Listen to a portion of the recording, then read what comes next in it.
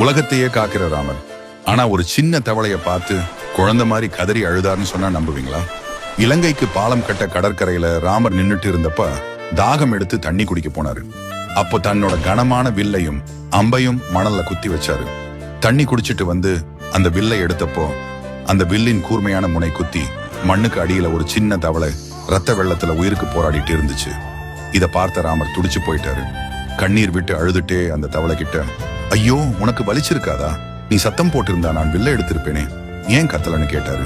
அதுக்கு அந்த சாகர நிலைமையிலையும் அந்த தவளை சொன்ன பதில் என்ன தெரியுமா?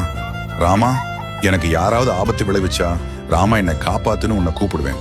ஆனா அந்த ராமனே எனக்கு வழி கொடுத்தா நான் யார கூப்பிடுவேன்? அதான் என் விதி இதுதான்னு உன் காலடியிலேயே என் உயிரை விடுறேன்னு சொல்லுச்சான். கடவுள் மேல முழு நம்பிக்கை வைக்கிறதுனா என்னன்னு இந்த சின்ன தவளை உலகத்துக்கே பாடம் கத்து கொடுத்துச்சு. இப்படிப்பட்ட சரணாகதி பக்தி உங்களுக்கும் இருந்தா மறக்காம ஜெய் ஸ்ரீராம்னு கமெண்ட் பண்ணுங்க. இது போன்ற உருக்கமான கதைகளுக்கு மறக்காம சப்ஸ்கிரைப் பண்ணுங்க.